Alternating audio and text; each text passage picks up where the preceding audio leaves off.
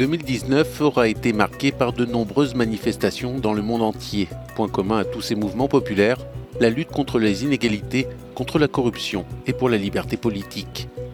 La plupart de ces mouvements sont nés au même moment, s'inspirant les uns des autres sur la façon d'exprimer leur démarche et de continuer à se battre pour leurs idées.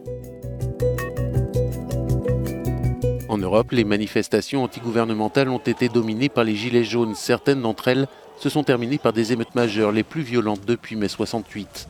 Poussés dans la rue par la hausse du prix de l'essence, les manifestants ont accusé le gouvernement d'ignorer les besoins des citoyens ordinaires.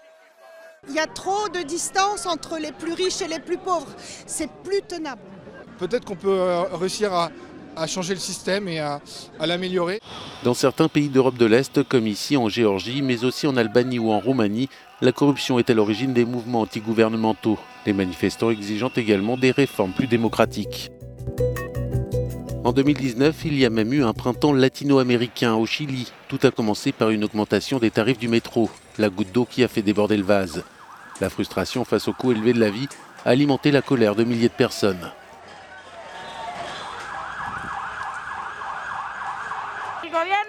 Le gouvernement et les acteurs sociaux doivent écouter le mécontentement du peuple parce qu'à la fin, nous sommes tous ici à cause de l'iniquité d'un grand pays. En Équateur, une grève générale paralyse le pays. Le président a déclaré l'état d'urgence et ensuite annulé ses mesures d'austérité. En Bolivie, des allégations de fraude électorale lors des élections générales ont déclenché des manifestations de masse.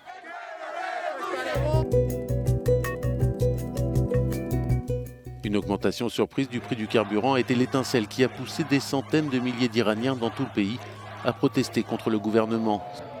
Selon des organisations de défense des droits de l'homme, des groupes d'opposition et des journalistes locaux, des centaines de personnes ont été tuées lors de cette répression. En Irak, le Premier ministre Adil Abdul-Mahdi a démissionné sous l'impulsion de manifestations contre la corruption et l'inefficacité des services publics. Au Liban aussi, le gouvernement a démissionné après avoir annoncé une augmentation des impôts en pleine crise économique. L'Algérie a été l'épicentre des manifestations dans le Maghreb. L'annonce de la candidature de Bouteflika à un 5e mandat présidentiel était celle de trop pour des millions d'Algériens. Après des semaines de manifestations, Bouteflika a fini par abdiquer.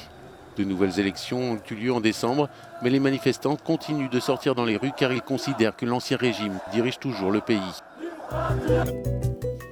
Enfin, à Hong Kong, tout a commencé par un projet de loi controversé sur l'extradition. Le projet de loi a été retiré, mais les manifestants veulent maintenant des réformes démocratiques plus profondes. Nous voulons juste dire au gouvernement que son système n'est pas bon. Et dire aussi que son système ne peut pas contrôler notre peuple de Hong Kong. Les troubles à Hong Kong sont loin d'être terminés. Les manifestations internationales rassemblent moins de monde mais se durcissent et devraient perdurer tout au long de 2020.